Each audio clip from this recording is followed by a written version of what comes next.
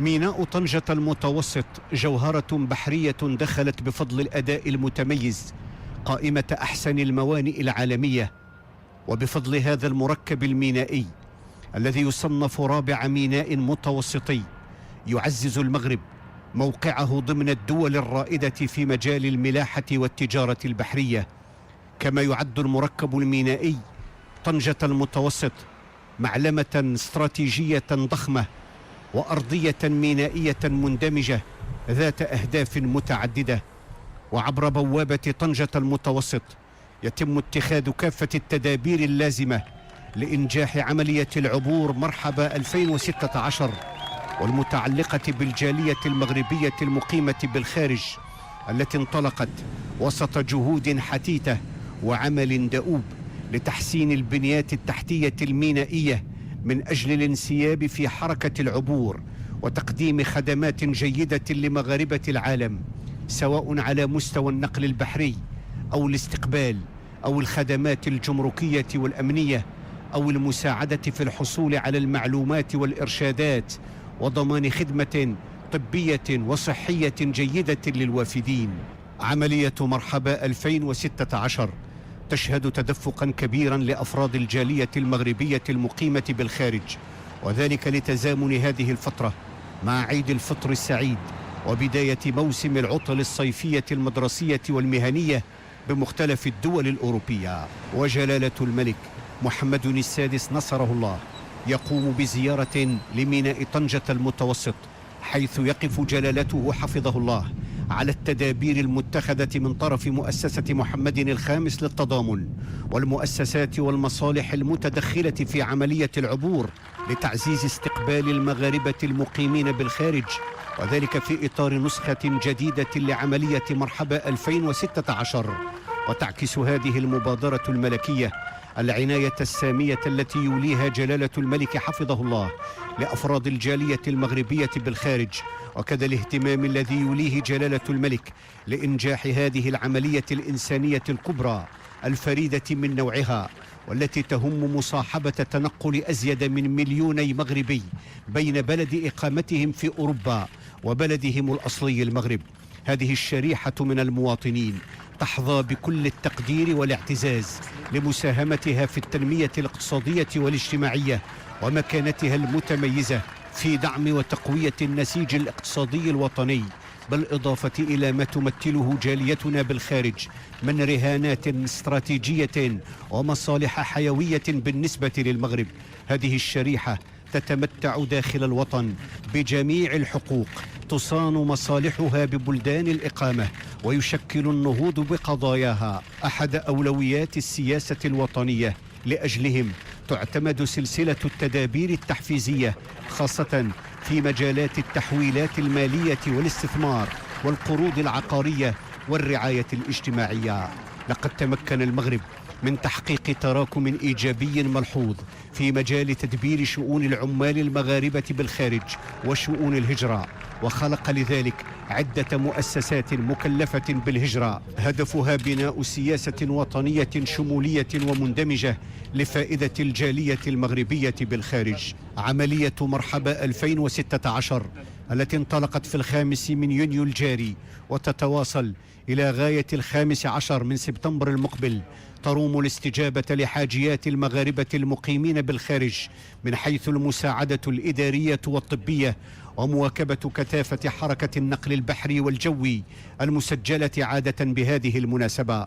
وقد اتخذت مؤسسة محمد الخامس للتضامن ترسانة من الإجراءات على مستوى 17 فضاء للاستقبال مهيئة لهذا الغرض، حيث يوجد في هذه الفضاءات نحو 500 مساعدة اجتماعية، أزيد من 260 طبيبا وإطارا شبه طبي ومتطوعين في الخدمة والاستماع للمغاربة المقيمين بالخارج والذين تمت تعبئتهم من أجل المساعدة وتقديم الإسعافات الضرورية. سجلت عملية مرحبا 2016 أوجه تحسن وتقدم مقدرة وملموسة بفضل مستوى البنيات التحتية المينائية التي تتطور بشكل أكبر، مانحة ظروفا أفضل للاستقبال وعدد أكبر من البواخر المعدة للاستغلال. اعتمدت سلطة ميناء طنجة المتوسط برسم عملية مرحبا 2016 مخططا لإعادة تنظيم ميناء المسافرين والبواخر،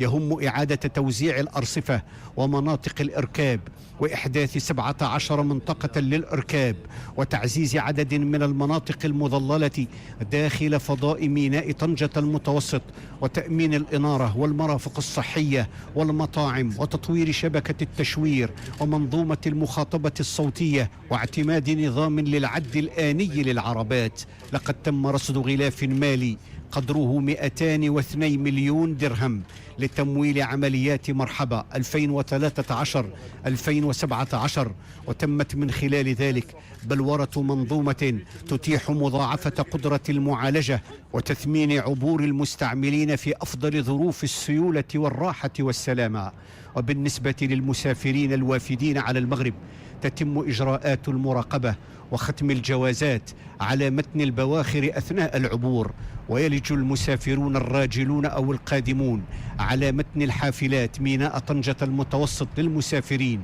عبر طنجة ميدبور سنتر الذي كان جلالة الملك حفظه الله قد دشنه في 29 من أبريل 2014، والذي يتيح الولوج المباشر للمحطات البحرية. وقد خصصت للمسافرين على متن السيارات منطقة للولوج والتفتيش الحدودي تتوفر على 16 مخدعا تتيح معالجة 500 عربة في الساعة من دون أن يضطر المسافر للنزول من سيارته، و5 مكاتب جمركية وفضاء مغطى مخصص لتفتيش السيارات. تم أيضا بلورة خطة لأسطول مرحبا 2016، وهو مخطط يحدد خطوطا بحرية قصيرة المسافة تؤمنها 24 باخرة، وأخرى طويلة المسافة تؤمنها 5 بواخر. ينضاف إلى ذلك إحداث شركة بحرية مغربية جديدة أطلق عليها اسم أفريكا موروكو لينك، وتؤمن الشركة الجديدة الربط البحري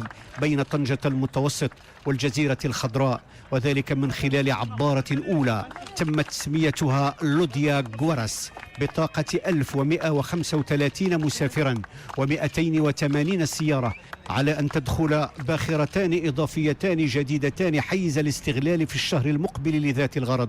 وابتداء من النصف الأول من سنة 2017 ستعمل شركة أفريكا موروكو لينك على تغطية الخطوط البحرية الناظور الميريا وطنجة المتوسط 6.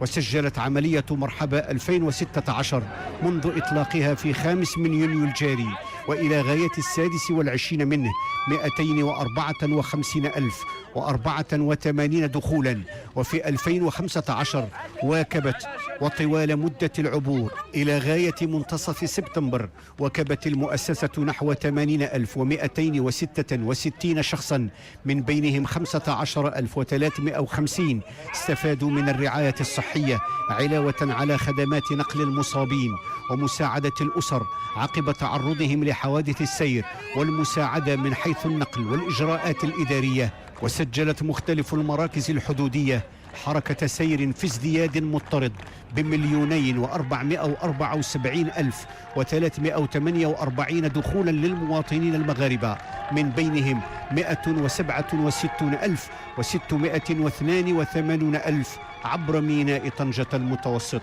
أفواج جالياتنا المقيمة بالخارج يتقاطرون على بلادهم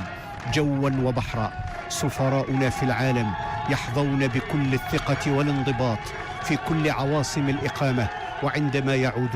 يعودون مواطنين منخرطين في أوراش التنمية يفتخرون ببلدهم، بلدهم يفتخر بهم، يفتحون الآفاق الواعدة داخل وطنهم من أجل توظيف واستثمار الأموال والأفكار والمعرفة والخبرة التي اكتسبوها في بلدان الإقامة. أكدت الوثيقة الدستورية 2011 على أهمية ودور الجالية المغربية المقيمة بالخارج واعتبار مغاربة العالم مواطنين يحظون بكل التقدير والاعتبار، ويسعون إلى بناء الوطن بكل أبنائه في الداخل والخارج على حد سواء، ويباركون كل مسعى ويستحضرون من خلاله دفء وقيمة ومقومات الوطن. يعترف المغرب ويقدر الدور الهام والمشرف الذي تقوم به الجالية المغربية في التنمية الاقتصادية والاجتماعية، في الدفاع عن القضايا الحيوية والاستراتيجية، في استجابتهم